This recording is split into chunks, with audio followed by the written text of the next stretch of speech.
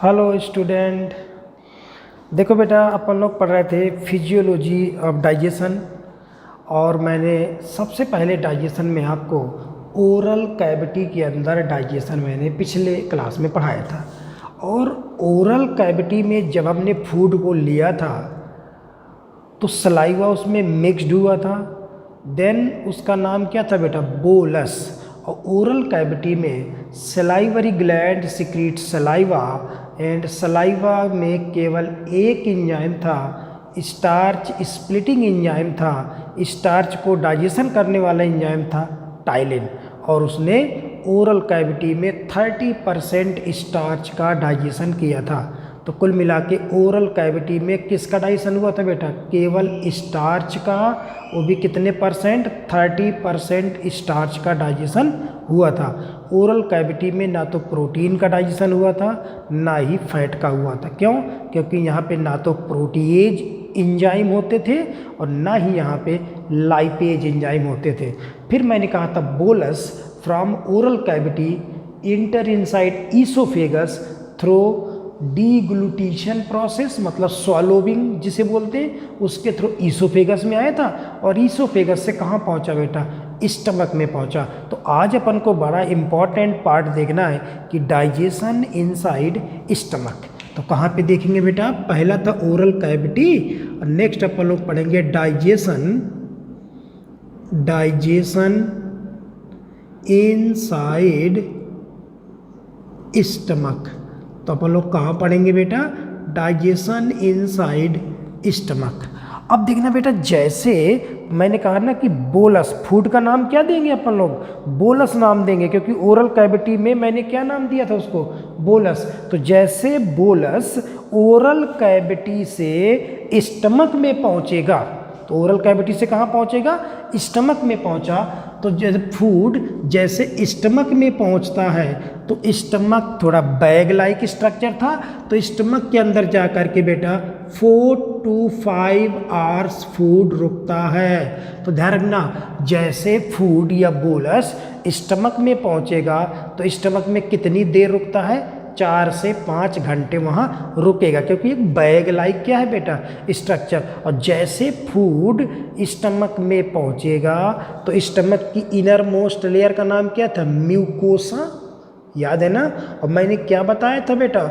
जो empty stomach होता है, मैंने आपको बताया था अगर आपका स्टमक एम्प्टी है तो वहाँ म्यूकोसा में फोल्ड पाए जाते थे। ये जब स्टमक आपका खाली होता था तो जो म्यूकोसा लेयर थी उसमें कुछ फोल्ड थे। क्या नाम था? याद है? एम्प्टी स्टमक में जो फोल्ड बन जाते थे उसका नाम क्या था? गैस्ट्रिक रुग्घी। क्या नाम था? गैस्ट्रिक रुग्घी, जो कि एम्प्टी स्टमक में मिलेंगे। अब आपने खाना खाया, पानी पिया, तो आपका जो स्टमक फैलेगा तो ये गैस्ट्रिक रुग्घी खत्म हो जाएंगी। गैस्ट्रिक रुग्घी तो फोल्ड था ना बेटा। अब जब स्टमक फैलेगा खाना खाने के बाद तो इसमें खिंचाव हो जाएगा। ये देखो, ये खिंचाव हो जाएगा। तो जैसे इसमें खिंचाव आएगा, जैसे फूड पहुंचेगा तो यहाँ पे खिंचाव आएगा, तो ये जो म्यूकोसा खिंचेगी और म्यूकोसा की सेल ही, तो ध्यान करो ना, पीछे अपन ने पढ़ा था इंटरनल स्ट्रक्चर ऑफ स्टमक के में कि जो म्यूकोसा की सेल है वही तो गैस्ट्रिक ग्लैंड है। Mucosal epithelium cell are modified into secretion known as gastric glands.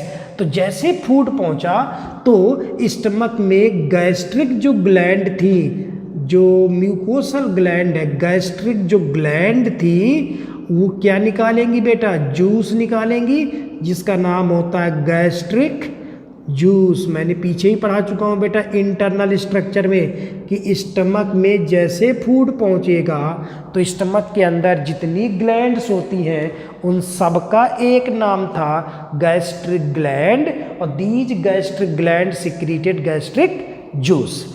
अब जो गैस्ट्रिक जूस निकलता है स्टमक में, जो गैस्ट्रिक जूस होगा, आखिर उसमें होगा क्या क्या?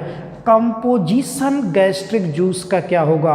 Already internal structure of stomach में मैंने बहुत सारी चीज़ें पढ़ाई थी आपको, देखिए ना, रिकॉल करा रहा हूँ यहाँ पे। तो जो गैस्ट्रिक जूस में बेटा होता क्या क्या देखो, एक तो गैस्ट्रिक जूस में HCl होता है। दूसरी चीज़ अगर हम बात करें तो इसमें होता है इंट्रिंसिक फैक्टर, इंट्रिंसिक फैक्टर पाया जाता है। देखो HCl और इंट्रिंसिक फैक्टर। इसके अलावा गैस्ट्रिक जूस में इंजाइम होते हैं, कौन कौन से? पेप्सिनोजेन। नेक्स्ट इंजाइम यहाँ होता है प्रोरेनिन। नेक्स्ट इंजाइम होता है गैस्ट्रिक लाइपेज।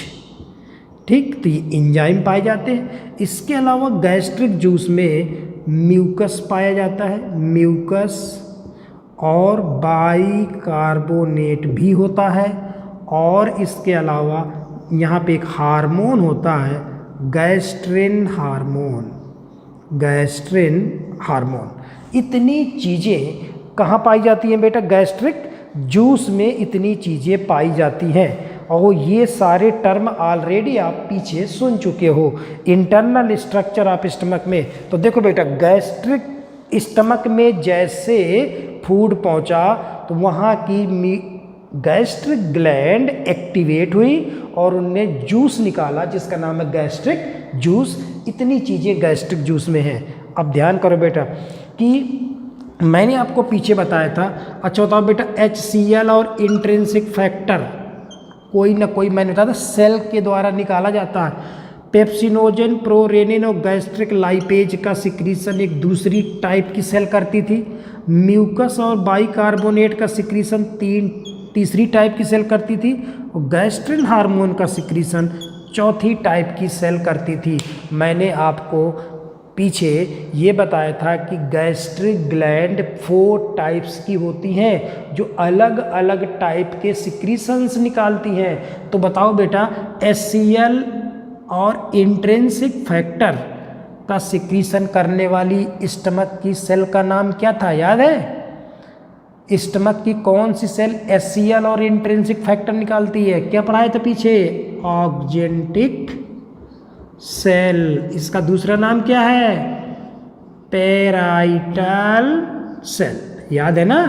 ऑक्जेंटिंग सेल या parietal cell of stomach secrete HCl and intrinsic factor. फिर मैंने बताया था इंजाइम सिक्रीट करने वाली सेल का नाम क्या था? चीफ सेल या जाइमोजेन सेल, या इसी का नाम था पेप्टिक सेल। ठीक, और म्यूकस और बाइकार्बोनेट निकालने वाली सेल का नाम क्या था? म्यूकस नेक्सेल। और हार्मोन निकालने वाली सेल का नाम था आर्जेंटीफाइन सेल। ये already internal structure of stomach में मैंने आपको चीज़ें बताई थी कि इन सब का मिला के नाम क्या है? गैस्ट्रिक सेल या gastric gland. How many types? 4 types. They secrete various type of secretion. तो ये आपके सामने इतनी चीज़ें आपको समझ में आ गई कि स्टमक में जैसे फूड पहुंचेगा तो वहाँ की ग्लैंड क्या निकालेगी बेटा? गैस्ट्रिक जूस निकालेगी। ये बात एकदम क्लियर, गैस्ट्रिक जूस निकलेगा। और गैस्ट्रिक जूस में क्या क्या है वो आपको दिख रहा है। कौन सा सिक्रीशन कौन करेगा वो भी आपको दिख रहा है। ठीक, अब देखना बेटा, इसमें हर चीज़ के अपन को पहले फंक्शन थोड़ा देखें, फिर अपन लोग देखेंगे कि प्रोटीन फैट का डाइजेशन स्टमक में कैसे होता है। तो देखो बेटा, यहाँ अगर हम बात करें, सबसे पहले आपको दिख रहा है बेटा HCl। तो अगर हम बेटा ध्यान करें कि आखिर स्टमक में जो HCl है उसके काम क्या है, क्यों HCl निकलता है स्टमक में। तो HCl के हम फंक्शन देखें, मतलब HCl मतलब एसिड। ओके, HCl क्या है? एक एसिड। तो HCl कौन सेल निकालेगी? ऑक्जेंटिंग सेल निकालेगी या पेराइटल सेल निकालेगी। तो अब बेटा क्वेश्चन ये बनता है कि सर स्टमक में HCl का काम क्या है। तो देखो बहुत सारे काम है बेटा। पहला अगर फंक्शन देखें, it is anti microbial, microbial in nature. पहला इसका फंक्शन है it is anti microbial in nature. देखो बेटा, हम फूड लेते हैं, हो सकता है उस फूड में कितने सारे बैक्टीरिया वायरस हों, तो जैसे आप फूड लोगे, ओरल कैविटी में चबाओगे, तो बताओ बेटा मुंह में बैक्टीरिया को कौन मारेगा? माउथ में बैक्टीरिया को कौन मारेगा? याद है पिछली क्लास में पढ़ा था, लाइसोजाइम एंजाइम सलाइवा में मौजूद था, वो उसे मारेगा। अगर नहीं मार पाया तो कहाँ पहुँचेगा बेटा? वो स्टमक में पहुँचेगा और HCl बैक्टीरिया को मारने का काम करता है। क्यों? क्योंकि हाईली एसिडिक मीडियम में वायरस हो या बैक्टीरिया हो सर्वाइव नहीं कर पाते। तो एक तो HCl का काम ये है कि अगर हम गलती से कोई बैक्टीरिया वायरस या इन्फेक्टेड फूड भी खा जाते हैं, तो जैसे फूड पहुंचेगा स्टमक में तो उसमें जितने भी माइक्रोब हैं उनको मार दिया जाए, मतलब आदमी को बीमारी से बचाने का काम करता है। पहला फंक्शन, ठीक, एंटी माइक्रोबियल। और दूसरा फंक्शन HCl का ये है, देखो बेटा मैंने पीछे ही बताया था, एंजाइम आर ऑलवेज, जितने भी एंजाइम होते हैं हर एंजाइम एक पर्टिकुलर pH पे काम करता है। जैसे ध्यान करो बेटा, सलाइवा में कौन सा एंजाइम था? टाइलिन। ओके, और टाइलिन कितने pH पे काम करता था? याद है, 6.8। ठीक, और स्टमक के अंदर ये 3 एंजाइम आपको नजर आ रहे हैं। ये तीनों एंजाइम तभी काम करेंगे जब हाईली एसिडिक मीडियम हो। अगर यहाँ का मीडियम एसिडिक नहीं होगा तो ये पेप्सिन रेनिन काम नहीं करेंगे। तो यहाँ का एसिडिक मीडियम कौन प्रोवाइड करेगा? HCl प्रोवाइडेड एसिडिक मीडियम, जिससे ये एंजाइम काम करें। और यहाँ का जो pH होता है, मतलब गैस्ट्रिक जूस का जो pH है 1.5 to 1.8। देखो स्टमक का बेटा pH बहुत कम है। क्यों कम है? क्योंकि आपको पता है कि एसिडिटी बढ़ेगी तो pH कम हो जाएगा। तो यहाँ का लो pH इसलिए है क्योंकि यहाँ HCl है। HCl pH कम कर देता है, और कम pH होगा तभी ये एंजाइम प्रॉपर काम करेंगे। तो दूसरा फंक्शन, एक तो एंटी माइक्रोबियल, दूसरा pH यहाँ का कम कर दिया। और अगर हम तीसरा फंक्शन देखें, थोड़ा सा बेटा ये थोड़ा हायर लेवल का पॉइंट है ये, कि HCl का एक सबसे इम्पॉर्टेंट काम और है। देखो बेटा, अच्छा बताओ, हमारी बॉडी में आयरन की ज़रूरत है कि नहीं? आयरन, Fe, आयरन की ज़रूरत है। किस काम के लिए आयरन का यूज होता है हमारी बॉडी में? पढ़ चुके हैं कहीं ना कहीं। आयरन की ज़रूरत बॉडी में किस चीज़ के लिए? याद है, हीमोग्लोबिन में Fe था, Fe2 याद है। तो हमारे अंदर आयरन की ज़रूरत हीमोग्लोबिन बनाने के लिए, और हीमोग्लोबिन कहाँ होता है? RBC के अंदर।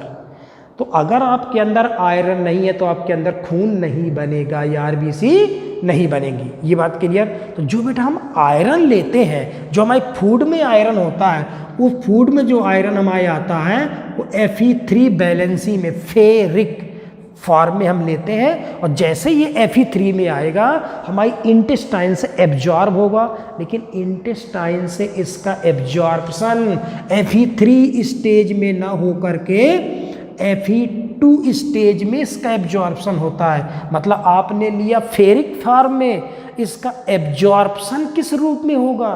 फेरस के रूप में इसका एब्जॉर्प्शन होगा। तो बताओ बेटा, अगर हम Fe3 ले रहे हैं, एब्जॉर्ब उसे Fe2 में होना है, तो ये कितना भी खा लो कोई मतलब नहीं है। इसलिए HCl ही क्या करता है बेटा, जैसे हमने Fe3 लिया तो स्टमक में पहुंचेगा, स्टमक में HCl उससे मिलेगा और HCl Fe3 को Fe2 में बदल देता है, जिससे ये हमारे अंदर एब्जॉर्ब हो जाए। और चौथा और सबसे इम्पोर्टेंट फंक्शन है HCl का, कि बताओ बेटा ये पेप्सिनोजेन और प्रोरेनिन, ये 2 एंजाइम जो आपके सामने लिखे हैं, कौन कौन से? पेप्सिनोजेन और एक प्रोरेनिन। ये बेटा दोनों एंजाइम, अभी मैं बता रहा हूँ, ये दोनों एंजाइम प्रोटीन डाइजेशन वाले एंजाइम है, और ये दोनों एंजाइम जब स्टमक से निकलते हैं तो ये एंजाइम हमेशा इनएक्टिव स्टेज में निकलते हैं, एक्टिव स्टेज में नहीं है। कौन सी स्टेज में? इनएक्टिव स्टेज में पाए जाते हैं। जब इनका सिक्रीशन होता है, मतलब चीफ सेल निकालेगी या जाइमोजिन सेल निकालेगी, तो इनएक्टिव स्टेज में उस सेल के अंदर थे ये, और जैसे ये बाहर आएगा तो वो HCl इसको मिलेगा, और HCl ही इन दोनों को एक्टिवेट करने का काम करता है। पेप्सिनोजेन का एक्टिव फॉर्म क्या है बेटा? पेप्सिन, और प्रोरेनिन का एक्टिव फॉर्म है रेनिन। तो देखो बेटा, HCl अगर नहीं होगा इतने काम नहीं हो पाएंगे। अब कितने क्वेश्चन बेटा बनते हैं, एक नहीं 1000 क्वेश्चन आप इनसे बना सकते हो। देखना मैं कुछ मेन आपको क्वेश्चन बताता हूँ। अगर देखो ये बात समझ गए, HCl के फंक्शन समझ गए आप। अच्छा देखो एक चीज़ और, पहले HCl के अलावा ये सेल क्या निकालती है बेटा? एक इंट्रिंसिक फैक्टर, मैंने पीछे थोड़ा सा काम बताया था इसका, इंट्रिंसिक फैक्टर ये निकालती है। इंट्रिंसिक फैक्टर क्या है बेटा? एक तरह का ये ग्लाइको प्रोटीन होता है। ये स्टमक में एक क्या निकलता है बेटा? एक ग्लाइकोप्रोटीन रिलीज होता है जिसका नाम है इंट्रिंसिक फैक्टर। ठीक, तो स्टमक में क्या निकाला गया बेटा? इंट्रिंसिक फैक्टर स्टमक ने निकाला। और ये इंट्रिंसिक फैक्टर का काम क्या है? ये इंट्रिंसिक फैक्टर अगर ये निकलेगा, जो बेटा हम विटामिन्स खाते हैं उसमें से एक बेटा विटामिन होती है विटामिन B12, अभी आगे पढ़ाऊंगा मैं इसी चैप्टर में। एक विटामिन होती है विटामिन B12। हम विटामिन खाते हैं और विटामिन अपने आप क्या हो जाती है बेटा? एब्जॉर्ब हो जाती हैं। लेकिन विटामिन B12 के एब्जॉर्प्शन कराने के लिए इस फैक्टर का होना जरूरी है। अगर आपके स्टमक में इंट्रिंसिक फैक्टर या ग्लाइकोप्रोटीन नहीं निकलेगा, आप कितना भी विटामिन B12 खा लो, आपके अंदर एब्जॉर्ब होगा ही नहीं। तो इंट्रिंसिक फैक्टर किसके लिए ज़रूरी है? विटामिन B12 के एब्जॉर्प्शन के लिए ज़रूरी है। और हमें पता है, मैंने RBC में बताया था, विटामिन B12 RBC के मैचुरेशन के लिए ज़रूरी है, मैचुरेशन ऑफ RBC के लिए ज़रूरी है। तो देखो, अब देखो, अगर बेटा इंट्रिंसिक फैक्टर ना निकले, देखना क्वेश्चन कैसे बनेंगे। अब बहुत सारे क्वेश्चन बनेंगे। अगर इंट्रिंसिक फैक्टर ना निकले तो किस विटामिन की कमी होगी? Vitamin B12। अगर इंट्रिंसिक फैक्टर नहीं निकलेगा तो क्या RBC प्रॉपर बनेंगी? नहीं बनेंगी, और आदमी को क्या हो जाएगा? एनीमिया। मैंने बताया था अगर विटामिन B12 की कमी हो जाए, मैंने RBC में बताया था, तो RBC की कमी होगी। उस बीमारी का नाम था परनीसियस एनीमिया। तो क्या हो जाएगा? परनीसियस एनीमिया हो जाएगा। तो देखो बेटा, HCl के फंक्शन बता दिए मैंने, और इसका मतलब इंट्रिंसिक फैक्टर का एक काम है विटामिन B12 के एब्जॉर्प्शन में हेल्प करना। ठीक, और जो कि RBC बनाने में हेल्प करती है। तो बताओ बेटा, अब अगर HCl ना हो, सपोज करो HCl ना हो, तो स्टमक का pH बढ़ जाएगा कि घट जाएगा? HCl ना हो आपके अंदर, स्टमक में HCl ना निकले तो क्या होगा? pH बढ़ेगा या घटेगा? बताओ, HCl के कारण तो pH कम हो रहा था ना। जितना ज़्यादा HCl निकलेगा उतना ज़्यादा pH कम होता जाएगा। अगर HCl होगा नहीं तो स्टमक का pH बढ़ जाएगा। तो कितनी बार क्वेश्चन आया, अगर स्टमक की ऑक्जेंटिंग सेल को निकाल लिया जाए या पेराइटल सेल को हटा दिया जाए तो क्या होगा? इतने काम गड़बड़ हो जाएंगे। कोई भी ऑप्शन हो सकता है, वो डिपेंड करेगा दिया क्या गया। अगर ऑक्जेंटिंग या पेराइटल सेल आप नष्ट कर दोगे तो आपके दिमाग में आना चाहिए कि साले HCl तो आएगा नहीं, HCl आएगा नहीं तो ये सारे काम उल्टा हो जाएंगे, रुक जाएंगे।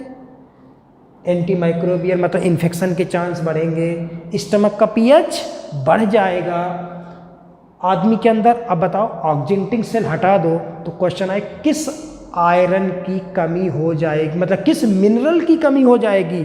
जब ऑक्जेंटिंग सेल होगी नहीं, HCl आएगा नहीं, ये कन्वर्ट होगा नहीं तो आयरन का एब्जॉर्प्शन नहीं होगा, तो हमारे अंदर आयरन की कमी होगी। अब आयरन की कमी होगी तो हीमोग्लोबिन की कमी होगी, हीमोग्लोबिन कमी होगी तो आरबीसी की कमी हो जाएगी। ठीक, या ऑक्जेंटिंग सेल हटा दो तो आपको पता है बेटा HCl आएगा नहीं, तो किस चीज़ का डाइजेशन इफेक्टेड होगा?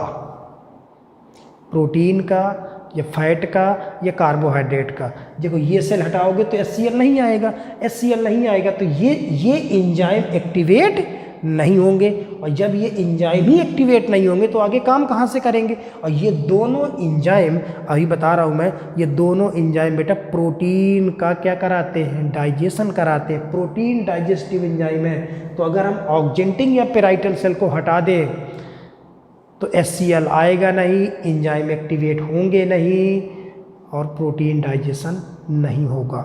तो कितने भी क्वेश्चन आ सकते हैं, बस वो डिपेंड करेगा कि ऑप्शन क्या दिया गया है। इतनी बात बेटा समझ में आ रही है? ठीक है, तो इस तरह से डिफरेंट ये क्वेश्चन, ये बहुत सारी चीज़ें अपन ने इसमें देखी। तो ये गैस्ट्रिक जूस में HCl का काम हो गया और इंट्रिंसिक फैक्टर का काम हो गया। इतनी बात समझ में आपको आई? ठीक, अब देखो इसके अलावा अगर हम बेटा बात करें कि जो आपका स्टमक है, स्टमक, तो स्टमक में बेटा क्या भरा हुआ है? HCl भरा हुआ है ना। अब HCl तो बेटा एक एसिड है, और आपने सुना होगा बेटा लैब में अगर एसिड हाथ में गिर जाए तो हाथ जल जाता है। देखो ये आपका बेटा स्टमक है, ये आपका स्टमक है। स्टमक की इनर मोस्ट लेयर क्या है बेटा? म्यूकोसा। ये म्यूकोसा है, और म्यूकोसा किसकी बनी होती पता है ना? सिंपल कोलुमनर की बनी होती है, ये पता ही है हमें सब। कोलुमनर सेल्स पाई जाती हैं यहाँ लंबी लंबी। तो बताओ यहाँ बेटा निकला HCl, निकला क्या? निकला HCl। HCl तो एक एसिड है, हाथ में गिर जाए तो हाथ जल जाएगा। तो कहोगे सर हमारे पेट में भरा है तो पेट क्यों नहीं जल रहा? थैले में भरा है तो पेट एक थैला ही तो है, तो वो क्यों नहीं जल रहा?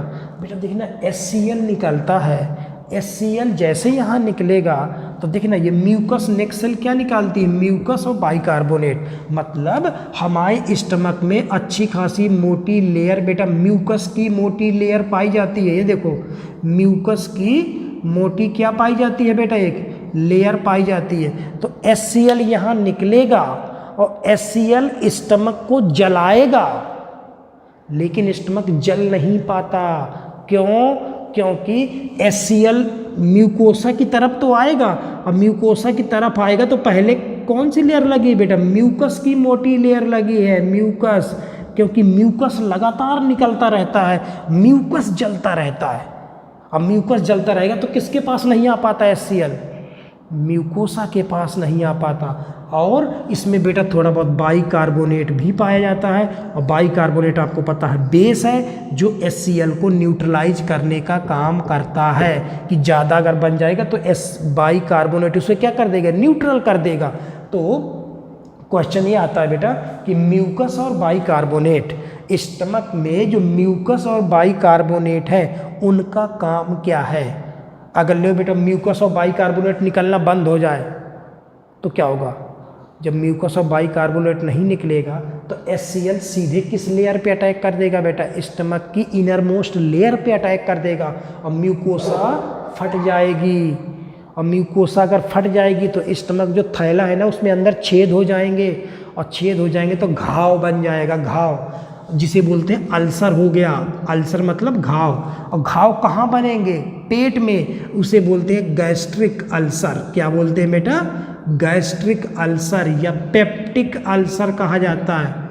पेप्टिक अल्सर मतलब अगर HCl ज़्यादा निकलने लगे, देखो नॉर्मल कंडीशन में जितना HCl निकलता है उसको न्यूट्रलाइज करने के लिए म्यूकस और बाइकार्बोनेट। तो बताओ म्यूकस और बाइकार्बोनेट का काम क्या है? Mucus and bicarbonate both neutralized HCl, that is prevent damage of mucosa from HCl से डैमेज होने से बचाने का इसका मेन काम है।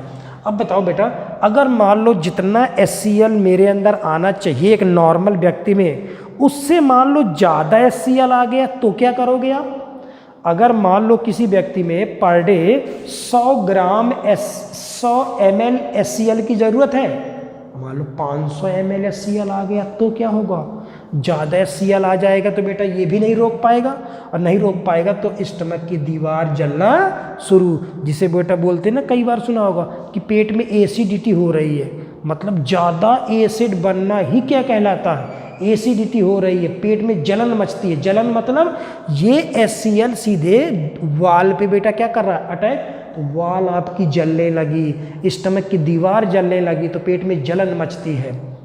उस केस में हम क्या करते हैं, नहीं सुना होगा कि कई लोग बूढ़े बुजुर्ग बोलते बेटा इनो पी लो या कोल्ड ड्रिंक पी लो।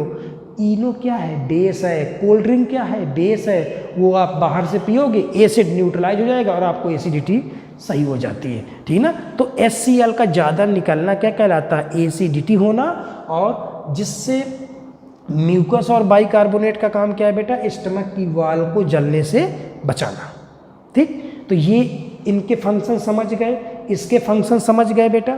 ठीक, और गैस्ट्रिन हार्मोन, देखिए बेटा स्टमक से भी हार्मोन निकलते हैं, इंटेस्टाइन से भी हार्मोन निकलते हैं। हार्मोन के बारे में मैं अभी फ़िलहाल नहीं पढ़ा रहा, अभी आगे पढ़ाऊंगा।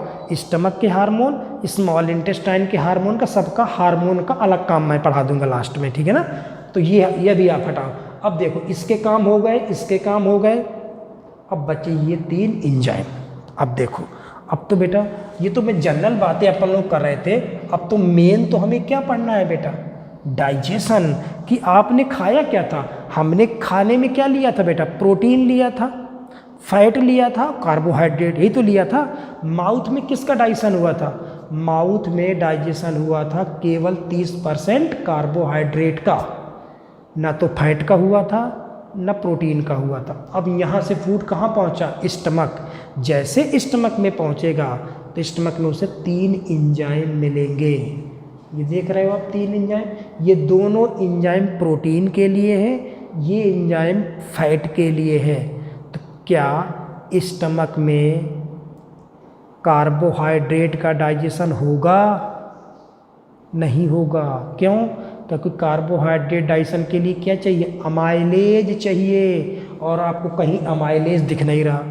इस माउथ में क्या नहीं था, ना प्रोटीएज था ना लाइपेज था, केवल अमाइलेज था, गैस्ट सलाइवरी अमाइलेज था ना, टाइलिन। इसलिए माउथ में किसका डाइजेशन स्टार्ट हुआ था, कार्बोहाइड्रेट, प्रोटीन फैट का नहीं हुआ। प्रोटीन फैट का कहाँ स्टार्ट होने वाला है, स्टमक में।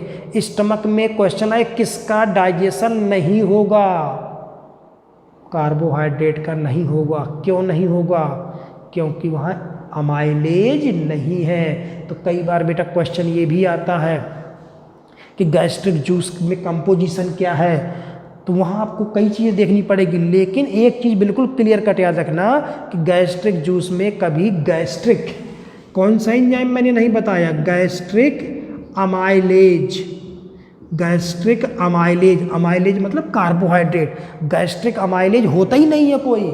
अगर किसी ऑप्शन में 4 ऑप्शन दिए होंगे, अगर जहाँ अमाइलेज होगा, गैस्ट्रिक अमाइलेज होगा, वो ऑप्शन तो हो ही नहीं सकता ना। क्यों, क्योंकि स्टमक में तो अमाइलेज है ही नहीं। तो ये थोड़ा ट्रिक आप लोग याद रखना, जिससे जल्दी से हम क्वेश्चन कर सकते हैं, ठीक है ना। तो अगर जहाँ अमाइलेज दिखेगा, क्योंकि स्टमक में पता है कार्बोहाइड्रेशन होता ही नहीं है। तो देखो हमने फूड लिया था, स्टमक में जैसे फूड पहुंचा तो उसमें जो प्रोटीन थी, अब बायोमोलिक्यूल आप पढ़ोगे बॉटनी में बेटा, प्रोटीन एक कॉम्प्लेक्स मॉलिक्यूल है, एक बड़ा मॉलिक्यूल है प्रोटीन। प्रोटीन किससे बेटा मिलके बनता है, देखना बायोमोलिक्यूल में पढ़ोगे, हजारों लाखों अमीनो एसिड से मिलके बनता है। जैसे बेटा बड़ी चट्टान होती है ना, बहुत बड़े पत्थर होते हैं ना, चट्टानें बड़ी बड़ी, वो किससे मिलके बनती, छोटे छोटे रेत, सैंड पार्टिकल से मिलके बड़ी चट्टान बनी है। अगर चट्टान को, इतनी बड़ी चट्टान को अगर आपको रेत में बदलना है तो क्या करोगे, पहले उस बड़ी चट्टान को छोटे छोटे टुकड़ों में तोड़ोगे, फिर और छोटे, फिर और छोटे, फिर नहीं छोटी गिट्टी, फिर बड़ी गिट्टी, और छोटी और छोटी, और फिर फाइनली आप पीस दोगे तो क्या बन जाएगी, रेत बन जाएगी। यही तो होगा ना। ऐसा तो है नहीं कि इतनी बड़ी चट्टान उसको आप सीधे पीस दो, पहले बड़ी को छोटी, फिर छोटी, फिर छोटी छोटी, ऐसे। तो ऐसे प्रोटीन भी एक बहुत बड़ा मॉलिक्यूल है, और प्रोटीन को हमें तोड़ना किस में है, अल्टीमेट अमीनो एसिड में तोड़ना है। तो प्रोटीन एक बड़ा मॉलिक्यूल है, उसको छोटे छोटे टुकड़ों में तोड़ते हुए आगे बढ़ेंगे। तो देखना बेटा, जैसे आपने खाना खाया और खाने में जो हमने प्रोटीन ली थी, प्रोटीन सीधे आएगी, और देखो जैसे बेटा प्रोटीन स्टमक में पहुंची, प्रोटीन स्टमक में पहुंची, तो कौन सा एंजाइम बेटा मिलेगा उसे, पेप्सिन नहीं मिलेगा, पेप्सिनोजेन मिलेगा। ये तो बेटा इनएक्टिव है, मैंने बताया था। इसे एक्टिवेट कौन कर देगा, HCl इसे एक्टिवेट कर देगा। तो पेप्सिनोजेन जो आया था उसको पेप्सिन में बदल दिया गया होगा। पेप्सिन में कौन बदला होगा बेटा, HCl ने बदला होगा। मतलब पेप्सिन एक्टिवेट है, और ये pepsin enzyme attack on protein. Protein जो भी आपने प्रोटीन लिया, एनिमल हो या प्लांट, जो भी प्रोटीन हो, सारी प्रोटीन पे पेप्सिन अटैक करेगा। प्रोटीन बड़ा मॉलिक्यूल था, उसे छोटे टुकड़े, देखना प्रोटीन को किस में तोड़ा जाएगा, प्रोटियोज, प्रोटियोज कामा पेप्टोन प्लस पॉलीपेप्टाइड में तोड़ दिया गया। ये बड़ा है, फिर उससे छोटा, फिर उससे छोटा। मतलब प्रोटीन का जो बड़ा मॉलिक्यूल है, प्रोटियोज, पेप्टोन, पॉलीपेप्टाइड, मतलब बड़ा छोटा छोटा, मतलब कई टुकड़ों में उसको तोड़ दिया गया। ये बड़ा टुकड़ा था, फिर छोटा टुकड़ा, फिर और छोटा टुकड़ा। मतलब लेकिन हमें प्रोटीन को तोड़ना किस में है, फाइनली हमें तोड़ना है प्रोटीन को अमीनो एसिड में। मतलब पेप्सिन ने अटैक तो किया, तोड़ा भी, लेकिन फाइनली क्या नहीं बना अभी, अमीनो एसिड ने छोटे छोटे टुकड़े बन गए। अब आगे कोई और एंजाइम मिलेगा इसे, जो इन टुकड़ों को और छोटे टुकड़ों में तोड़ेगा, फिर और छोटे टुकड़ों में तोड़ा जाएगा। वो आगे देखें। बस पेप्सिन का काम इतना ही था कि पेप्सिन प्रोटीन को प्रोटियोज, पेप्टोन एंड पॉलीपेप्टाइड में तोड़ देगा। क्लियर? ये तो हो गया पेप्सिन का काम। पेप्सिन सारी प्रोटीन पे अटैक कर देता है, लेकिन बेटा एक प्रोटीन होती है जो हमारे दूध में पाई जाती है, मिल्क प्रोटीन। ये थोड़ा इंपॉर्टेंट पोर्शन है बेटा। मिल्क प्रोटीन जो होती है, जिसे हम बेटा मिल्क की प्रोटीन का नाम होता है कैसीन प्रोटीन। क्या नाम है? कैसीन प्रोटीन नाम है। मिल्क प्रोटीन का नाम है कैसीन प्रोटीन। इसका डाइजेशन थोड़ा अलग तरह का होता है। अगर कोई बच्चा दूध पी रहा है तो उसके अंदर प्रोटीन है। कौन सी प्रोटीन है? कैसीन। कैसीन प्रोटीन का डाइजेशन थोड़ा करने वाला एंजाइम होता है रेनिन। देखो नॉर्मल प्रोटीन का डाइजेशन कौन करेगा? पेप्सिन। कैसे तोड़ा? इसको तोड़ दिया। दूध की जो प्रोटीन है उस पर अटैक करता है कौन बेटा? रेनिन। रेनिन करता है। निकला किस रूप में था? प्रोरेनिन के रूप में निकला था, लेकिन उसको एक्टिवेट किसने कर दिया होगा? HCl ने कर दिया होगा। और जैसे रेनिन अटैक करेगा तो इसको बदल दिया जाता पैरा कैसिनेट। देखो कैसीन प्रोटीन पे रेनिन अटैक करता है, दिस चेंज इनटू पैरा कैसिनेट, मतलब कर्डलिंग ऑफ मिल्क। जैसे नहीं बेटा दही बन जाता कर्ड, तो जैसे रेनिन अटैक करेगा तो उसकी प्रोटीन कुछ टूट जाती है और कर्ड लाइक स्ट्रक्चर बन जाता है। तो कर्डलिंग ऑफ मिल्क हो गई, मतलब पैरा कैसिनेट बना। और पैरा कैसिनेट पे हमारे खाने पे बेटा हम जो खाना खाते हैं उसमें क्या मौजूद होता है? कैल्शियम भी होता है।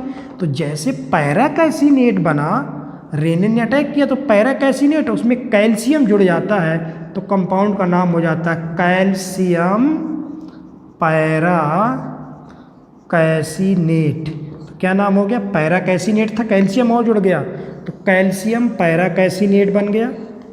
ठीक। देखो मिल्क प्रोटीन पे किसने अटैक किया बेटा? रेनिन ने किया। और रेनिन ने किया तो पैरा कैसिनेट बना, उसमें कैल्शियम जुड़ गया तो कैल्शियम पैरा कैसिनेट बना। अब इस कैल्शियम पैरा कैसिनेट में पुनः अटैक करता है पेप्सिन। कौन अटैक करता है बेटा? पेप्सिन। वही वाला पेप्सिन करता है और किस में तोड़ देगा? प्रोटियोज, पेप्टोन और पॉलीपेप्टाइड में। कुल मिला के देखो सीधी सीधी बात क्या होगी, कोई प्रोटीन खाओगे पेप्सिन अटैक करेगा और सीधे तोड़ देगा इसमें, यही किया ना। लेकिन अगर आप दूध पी रहे हो, दूध की प्रोटीन ले रहे हो, तो भी यही बनने वाला है। देखो मिल्क प्रोटीन को तोड़ा तो इसी में गया, बस थोड़ा सा रास्ता बदल गया। समझ रहे हो ना। तो मिल्क प्रोटीन का ये फालतू में इतना सब चक्कर हुआ, अल्टीमेट तो यही बना ना। तो क्वेश्चन आए मिल्क प्रोटीन का इनिशियल स्टेप कौन करा रहा है, ये तो लास्ट स्टेप है ना। इनिशियल स्टेप कौन करा रहा है, शुरुआती स्टेप कौन करा रहा है, दिस इज रेनिन। तो रेनिन का काम क्या है, रेनिन केवल किस प्रोटीन पे अटैक करेगा, मिल्क प्रोटीन का इनिशियल स्टेप कराता है डाइजेशन का। तो क्वेश्चन कभी भी आए initial step of digestion of milk protein is performed by this is the rennin. Last step तो वही कर रहा है। लेकिन फिर एक पॉइंट, ये जो एंजाइम है ये बेटा छोटे बच्चों में पाया जाता है, न्यू बॉर्न बेबी में रेनिन पाया जाता है। हमारे अंदर एडल्ट के अंदर रेनिन एंजाइम नहीं पाया जाता। तो रेनिन किस में मिलेगा बेटा, इन्फेंट में मिलेगा, न्यू बॉर्न बेबी में मिलेगा, अडल्ट में नहीं पाया जाता। तो फिर क्वेश्चन आपके दिमाग में बना हुआ कि सर हम दूध पीते हैं तो क्या वो प्रोटीन डाइजेस्ट नहीं होगी हमारे अंदर। हमारे अंदर दूध पीने से प्रोटीन डाइजेस्ट होगी, लेकिन रेनिन है ही नहीं। तो एडल्ट में रेनिन का काम भी कौन करता है, पेप्सिन ही करता है। तो ये याद रखना आप कि रेनिन किस में होगा, बच्चों में होगा, एडल्ट में रेनिन नहीं होता। तो एडल्ट में मिल्क प्रोटीन का इनिशियल और लास्ट स्टेप दोनों कौन करता है, पेप्सिन ही करता है। इतनी बात समझ गए बेटा आप। तो बताओ अगर मान लो क्वेश्चन आए, देखो क्वेश्चन आए कि किसी न्यू बॉर्न बेबी के गैस्ट्रिक जूस का कंपोजिशन क्या होगा। तो अगर न्यू बॉर्न बेबी कह रहा है तो आपको दिमाग में तुरंत कहना चाहिए कि उसमें रेनिन होगा। ये देखो अगर एडल्ट की बात करें कि एडल्ट का गैस्ट्रिक जूस क्या होगा, ले मैंने रेज कर दिया, ये एडल्ट का गैस्ट्रिक जूस हो गया। क्यों, क्योंकि एडल्ट में तो प्रोरेनिन नहीं होगा ना। तो ये सब ध्यान रखना कि अगर इन्फेंट मतलब न्यू बॉर्न बेबी का कंपोजिशन पूछे तो आपको प्रोरेनिन मिलेगा, एडल्ट का पूछे तो रेनिन नहीं मिलेगा। ठीक, तो स्टमक में अब देखो आपने कोई भी प्रोटीन खाई हो, नॉर्मल प्रोटीन खाई होगी तो भी उसका प्रोडक्ट यही बनना है, मिल्क प्रोटीन खाई होगी तो भी उसका रिजल्ट तो यही बनना है, बस उसके डाइजेशन के इस रास्ता बदल दिया गया थोड़ा। इतनी बात बेटा क्लियर। तो बताओ आपने जो प्रोटीन लिया, प्रोटीन का डाइजेशन कहाँ स्टार्ट हुआ, सबसे पहले माउथ में हुआ कि स्टमक में हुआ। Protein digestion first time start in stomach, stomach में डाइजेशन स्टार्ट हुआ, माउथ में तो हुआ नहीं था। तो बताओ कार्बोहाइड्रेट डाइजेशन कहाँ हुआ, माउथ में। प्रोटीन डाइजेशन कहाँ स्टार्ट हुआ, स्टमक में। और बेटा ये दो एंजाइम हो गए, ये था प्रोरेनिन था। ओके, अब देखो एक एंजाइम गैस्ट्रिक लाइपेज, ऐसा माना जाता है, याद रखना है आपको, ऐसा माना जाता है स्टमक में लाइपेज मतलब डाइजेशन ऑफ फैट, स्टमक में थोड़ा बहुत लाइपेज एंजाइम पाया जाता है, मतलब स्टमक में थोड़ी मात्रा में फैट डाइजेस्टिव एंजाइम पाया जाता है, जिसे बेटा क्या बोलते हैं, गैस्ट्रिक लाइपेज कहा जाता है। तो ये पाया जाता है, और जब ये लाइपेज है तो स्टमक में थोड़ा बहुत फैट का डाइजेशन भी स्टार्ट हो जाता है। अब बहुत ज़्यादा तो बेटा एक्टिविटी कुछ नहीं होती है, पर ध्यान रखना बहुत ज़्यादा कुछ नहीं होता है, बस थोड़ा बहुत स्टमक में ऐसा मानते हैं कि अगर ये एंजाइम है तो थोड़ा बहुत स्टमक में किसका डाइजेशन बेटा, फैट डाइजेशन स्टार्ट हो जाता है। बहुत ज़्यादा नहीं होता, शुरुआत हो जाती है। तो कुल मिला के अब कैसे होगा फैट मैं आगे पढ़ाऊँगा, लेकिन स्टमक में इतना मानो बहुत ज़्यादा कुछ नहीं होता, थोड़ा बहुत डाइजेशन की प्रोसेस स्टार्ट हो गई। तो देखो तीन चीज़ें आपने खाई, प्रोटीन फैट कार्बोहाइड्रेट। बताओ कार्बोहाइड्रेट डाइजेशन कहाँ स्टार्ट होगा, माउथ। प्रोटीन और फैट डाइजेशन कहाँ स्टार्ट होगा, स्टमक में। ठीक, स्टमक में किसका डाइजेशन नहीं होगा? कार्बोहाइड्रेट का नहीं होगा। तो बताओ स्टमक किस चीज, देखो किसका किसका डाइजेशन हुआ स्टमक में? एक तो प्रोटीन का हुआ और थोड़ा बहुत फैट का, लेकिन stomach is the main site of the digestion of. Stomach किस चीज के डाइजेशन की मुख्य जगह है? कार्बोहाइड्रेट का हो ही नहीं रहा, फैट का मैंने कहा ना के बराबर होता है। मेन साइट किसका है? प्रोटीन डाइजेशन की मेन साइट है स्टमक। इतनी बात समझ गए? तो स्टमक में जैसे फूड आएगा कितने घंटे रुकेगा? 4 से 6 घंटे रुकेगा। कौन सा जूस निकलेगा? गैस्ट्रिक जूस निकलेगा। गैस्ट्रिक जूस में है क्या? ये इन सब के काम क्या है मैंने बताए। उसमें एंजाइम 3 है। ठीक, 2 एंजाइम प्रोटीन के लिए है, एक फैट के लिए। फैट का थोड़ा बहुत ऐसा मानते हैं होता है। अब देखो स्टमक में जब फूड आया फिर यहाँ से फूड बाहर निकलेगा, तो स्टमक में प्रोटीन डाइजेशन हो गया, फैट का भी शुरू हो गया, कार्बोहाइड्रेट का हुआ ही नहीं एक भी, यहाँ बस 30% वहीं से होके आया था। अब आगे देखेंगे फिर आगे क्या होता है स्टमक में। अच्छा तो जब आपने खाना खाया था तो यहाँ पे बेटा फूड का नाम मैंने दिया था बोलस।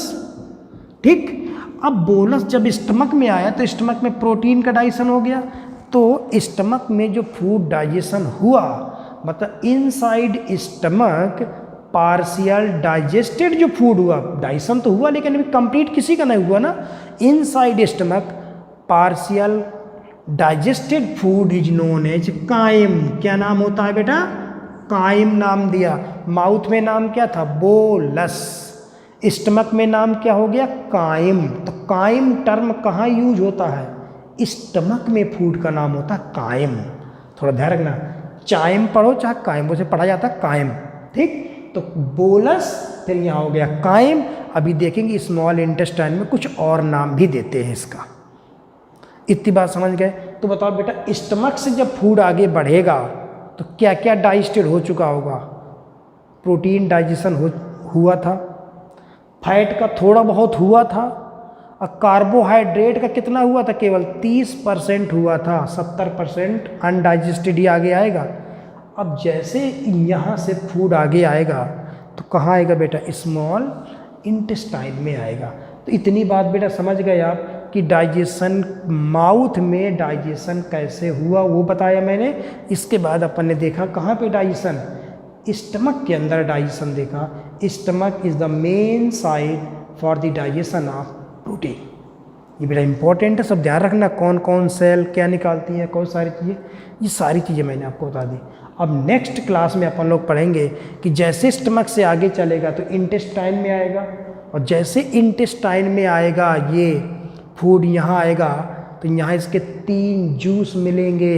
एक लिवर से आएगा बाइल जूस, पेंक्रियास से आएगा पेंक्रियाटिक जूस, इंटेस्टाइन खुद निकालेगी इंटेस्टाइनल जूस।